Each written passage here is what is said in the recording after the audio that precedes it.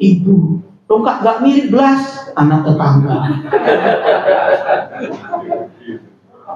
Ya kan? Kepintaran. Nih bapak-bapak penting. Pak, kepintaran yang hanya bapak berikan kepada anak hanya 40%, Pak. Jadi kalau di keluarga jangan sok pintar. Hanya 40% Pak kepintaran seorang ayah itu. Sisanya 60%. Makanya kalau pengajian itu saya senang banget. Banyak ibu-ibu, emak-emak, mbak-mbak. Kenapa? Mereka lah yang nanti akan menurunkan kepintaran anak. Kalau ibu-ibu malas ngaji, yang belum nikah malas ngaji, anaknya jadi apa? Maka ngajilah Bu. Anaknya sudah besar-besar, tetap ngaji Bu. Kenapa? Ibu nanti yang bisa ngomongi anak sampai kapanpun. Iya, ini penting. Surga di bawah telapak kaki ibu. Kenapa nggak di bawah telapak kaki bapak? Kenapa Bu? Kadang ibu-ibu tuh habis ngaji malah nyeramain bapak. Salah itu Bu. Buktinya Ustaz, surga di bawah telapak kaki ibu. Betul. Surga memang di bawah telapak kaki ibu. Tapi ibu jangan lupa, suami itu adalah malaikat penjaga surga. Halo? Suami itu malaikat penjaga surga. Makanya ibu bisa dapat surga karena suami yang penjaga, ibu tetap baik. Maka jangan lupa Pak, akad nikah itu Pak. Kadang orang lupa dengan akad nikah. Setelah ijab qabul terjadi, maka surga, neraka, nafkah, lahir batin istri ada di tangan suami. Istri bapak nggak sholat, bapak kan iya. Kalau bapak nggak sholat, istri bapak nggak kena. Kenapa? Bukan tanggung jawab dia. Apa Bu maknanya Bu? Ibu kalau lihat bapak nggak sholat, jangan ngamuk-ngamuk Bu. Pak, sholat Pak. Kok nggak sholat, kafir? Jangan Bu. Belajar sama istrinya Fir'aun, Aisyah. Pernah nggak dia mengkafirkan Fir'aun? Enggak. Tetap beriman. Maka ibu doakan suaminya. Saya sudah membuktikan Bu, ya di keluarga besar saya tuh ada nikah dengan mu'alaf, sampai sekarang nggak sholat. Mu'alaf tapi nggak sholat. Sampai sekarang saudara kasih saran, coba kasih baju koko, sajadah, cuma diterima doang, nggak dipakai. Tapi coba lihat anak-anaknya Bu, ya ibadahnya bagus, sudah haji semua, PNS semua, dapat suami bagus semua. Kenapa? Karena ibunya. Ayahnya boleh kafir, istri nggak boleh. Tapi bukan berarti lalu ibu semena-mena. Baru pulang haji, ceramah ustaz langsung disampaikan kepada suami. Tuh loh Pak, wah, malah ibu jadi istri durhaka. Maka ini penting ilmu Pak. Banyak Pak istri durhaka, rajin ngaji istri durhaka. Saya itu dicurhati Pak oleh jemaah itu. Bagaimana Ustaz apabila istri begini kepada suami? Wah ini curhat betul ini Bapak ini. Istrinya datang nggak Pak? Diam dia. Kenapa begitu Bu? Nggak boleh. Jadi suami itu tetap pemimpin. Ya, sifat. Nah ini Pak, hati-hati. Sifat yang paling banyak diserap anak adalah sifat ayah. Meskipun jenengan jarang di rumah. Biasanya kan jarang di rumah Pak Bu. Coba pagi ini ngisi jenengan walaupun nunggu lama. Ya, coba nanti siang saya sudah harus ke kampus sampai sore. Ya, malam sudah banyak kegiatan. Mana ada Bu, orang Muhammadiyah weekend kok libur tuh nggak ada. Weekend tuh untuk organisasi dan jamaah. Senin sampai Kamis saya subuh sudah pergi dari rumah bahkan sebelum subuh. Tapi sifat anak 70% dari ayah ke anak. Kenapa bisa begitu? Ini Pak, energi kita itu luar biasa. Maka mencari Bu, menantu laki-laki hati-hati. Jangan asal bernyawa. Saya tuh kadang mau negur ibu-ibu tapi takut dia tersinggung. Ustadz, bisa nggak bantu saya Ustadz carikan jodoh anak saya? Oh ya Bu, namanya siapa? Gimana? Saya coba. Maksud saya nggak usah begitu. Anak kok udah dipromosikan. Dan bukan hanya kepada satu Ustadz. Setiap pengajian ada Ustadz, kalimat sama. Kenapa Bu? Kasihanlah Ustadz, anak perempuan saya nanti nggak nikah. Ibu ini sudah nggak setuju poligami. Anak dicarikan suami dengan begitu. Lihat Bu, data BPS itu. Laki-laki di Indonesia sudah 1:4. Itu baru jenis kelamin Bu, 1:4. Belum jumlah janda yang meningkat. Jandanya janda muda. Belum lagi Bu, sekarang laki-laki penyuka laki-laki. Sudah 6 Bu, saingan 4 sama perempuan, tambah janda 5, tambah G, jadi 6. Coba bayangkan itu. Lalu ibu mau mencarikan jodoh? Enggak. Maka pentingnya ilmu. Nikah itu hukumnya apa? Asal hukum nikah adalah mubah. Boleh. Iya, wajib bagi orang kalau tidak nikah dia akan terlibat perzinahan. Maka hukumnya wajib. Kedua tuh. Haram kalau dia impotensi dan nggak bisa nafkahi, haram. Makruh kalau dia aktif tidak impotensi tapi finansialnya kurang. Itu begitu.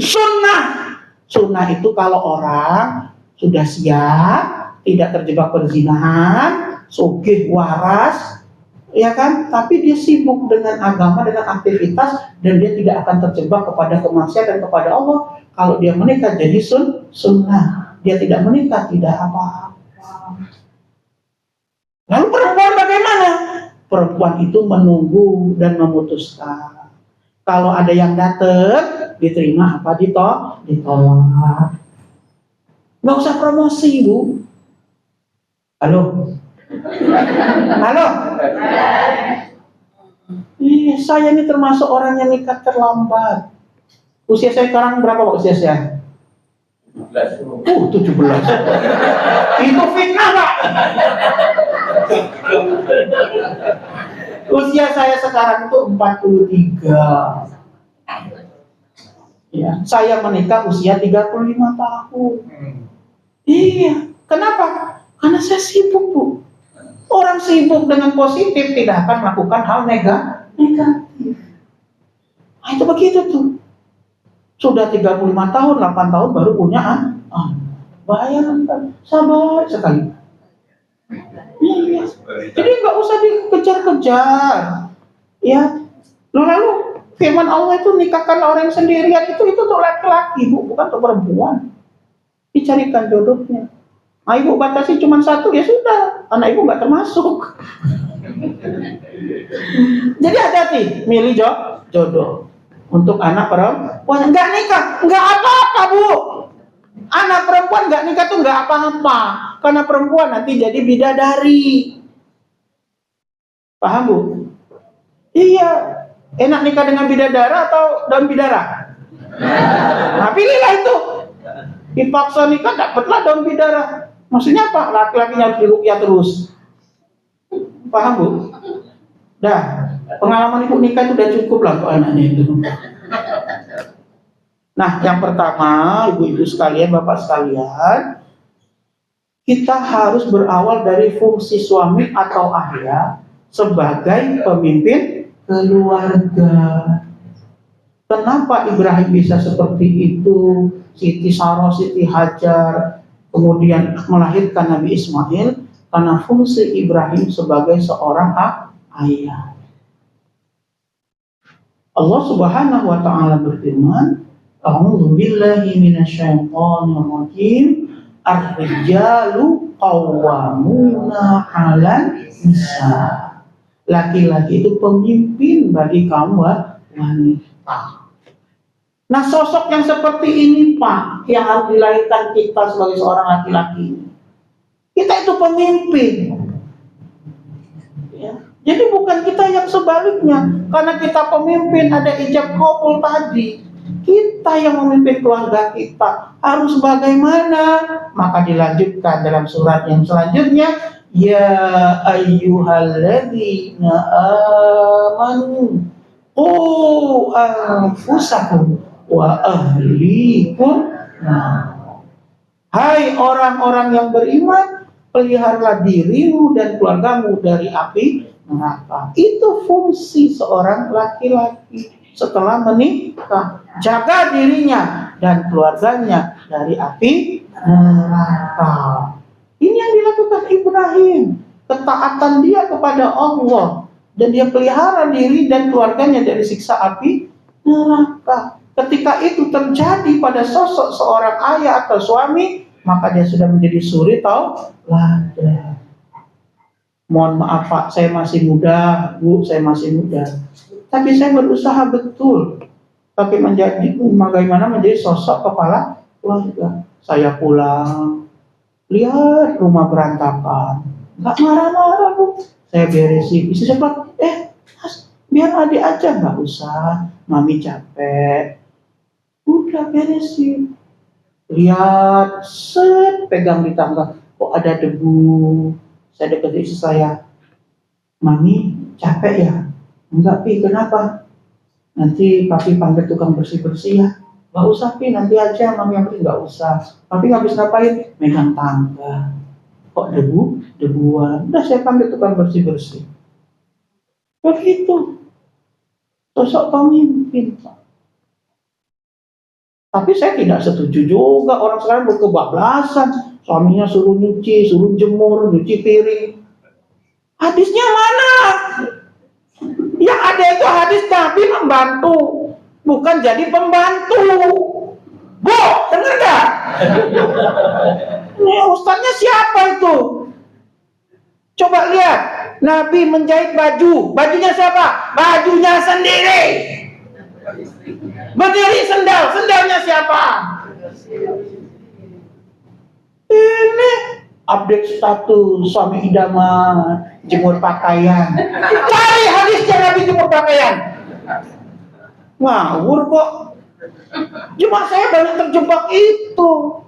Seorang suami, seorang istri bukan diciptakan untuk jadi pembantu, tapi kamu jadikan orang lain pembantu. Yang ada tuh saling membantu, bukan jadi profesi suami di rumah. Bangga lihat suaminya nyuci piring. Astagfirullahaladzim. Bu, kita ini diberi kelebihan masing-masing. Perempuan sudah ditakdirkan oleh Allah dengan kelebihannya masing-masing, mampu melakukan satu waktu dengan banyak kegiatan. Laki-laki nggak bisa, Bu. Ibu bangun tidur, masak air biar mateng, masukkan baju ke tempat kotor, hidupkan mesin cuci, masak nasi, ibu sambil nyapu. Ya kan, pip, air mateng, magicom aktif, nasi mateng, mesin cuci nyala, bersih rumah. Suami nggak bisa gitu, Bu.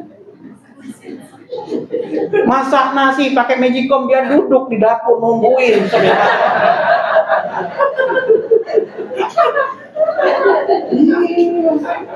Saya sampaikan kepada teman-teman saya, baru paham dia. Kamu mengurangi pahala istrimu. Istrimu bisa melakukan itu, tapi kamu nggak bisa. Iya, nggak gitu. Istri sudah ngangkut dari mesin cuci mau jemur, anak Pak kita gendong. Istri jemur pakaian, bukan dibalik. Istri gendong anak, kita jemur pakaian. Jangan dibalik, Pak. Ingat, sifat anak itu lahir kemana dari bapak 70%, jangan disalahkan. Anak lalu lihat, oh bapakku pembantu di rumahku. Paham nggak, Pak? Mata ini menjadi kamera perekam, Pak. Salah mengamalkan, anak salah paham. Maka anak kurang ajar tuh dengan ayahnya. Karena salah praktek, Bu. Oh, kok Ustaz emosi enggak?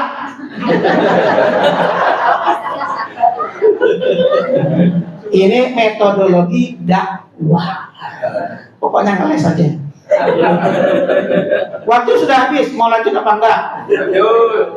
Halo? Lanjut ya? Nanti dikira zolim. Itu yang solid dengan saya. Orang bingung, saya itu majelis tarjah apa tablik? Nggak tahu saya. Maka penting sosok seorang ayah dan ibu sebagai seorang istri harus paham itu. Jangan sampai anak melihat ayah itu seolah-olah menjadi babu di rumahnya. Itu secara psikologis akan menganggap ayahnya rendah. Iya, apalagi mau teriak-teriak ngomong dengan ayahnya. Pak, ambilin itu. Anak dengar. Makanya anak berani dengan ayahnya. Percuma saja Pak, jadi suami kalau nggak bisa memenuhi kebutuhan keluarga. Anak dengar. Makanya anak kurang ajar sama ayahnya.